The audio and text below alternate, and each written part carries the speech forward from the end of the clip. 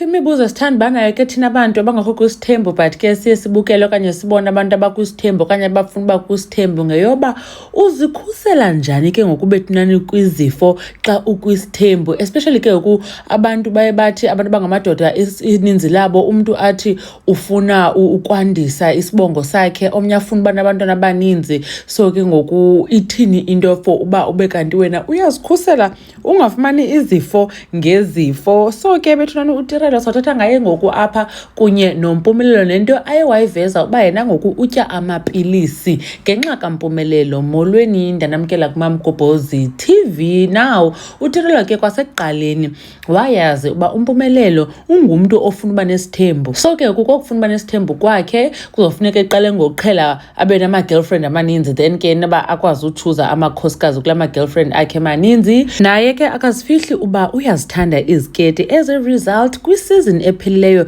yezingane zesithembu sade sava noba kukhona isifo sangaphantsi uMpumelelo ebekhe wanaso.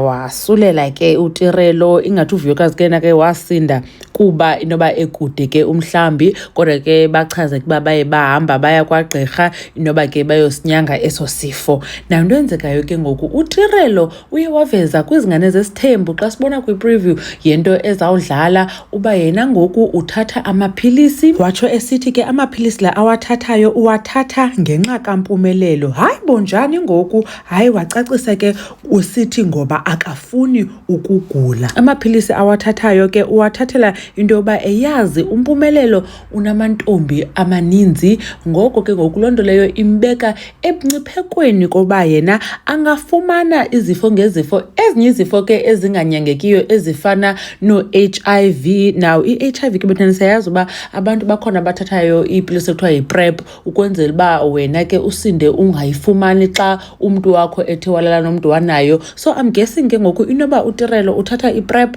just in case uMpumelelo ithi kanti akasebenzisi condoms with aba bantu amane ebanabo, ngoba kaloku la STI wayefumene wayiphathela yena, yayichaza into yobana ngaba wahambelala engayisebenzisi i-condom. So ke uTirelo uthi uthatha amaphilisi ngenxa kaMpumelelo ngoba yena akafuni ukugula.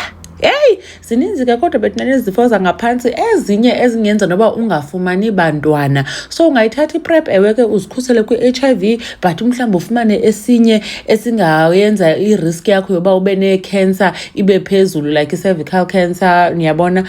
But ke akufani kunoba uhlale nje ke ungenzi into. So naleyo ke yoba uTirelo ethatha i-PrEP noko si-step esibonakalisayo uba uyikhathalele impilo yakhe, ngoba kaloku uzixela into yoba akazuhlukana noMpumelelo okanye akafuni uhlukana noMpumelelo. So ke icebo leloba ke aske azikhusele. Kodwa ke sizawuva kakuhle bethunani kwi-episode le izawudlala yezingane zesithembu xa sele ke ecacisa yonke lento. Wena ubungenza njani bethunani xa uzibona ukwi-relationship nomntu onabantu and nawe uyazi loo nto leyo? Ubungangazikhuseli okanye i-PrEP bofana uba wonke umntu uyayithatha ngoba nalo wena umthembileyo ucinga uba akenzi nto okanye akanamntu, mhlawumbi ikhona into ayenzayo qha wena ukambhaqi uyawubona mhlawumbi ekliniki kuthiwe heyi nasi sifo. Anyways, Mamgobhozi ziyabulela kakhulu ngokuthi nibukele le video. Ndanibona kwivideo elandelayo.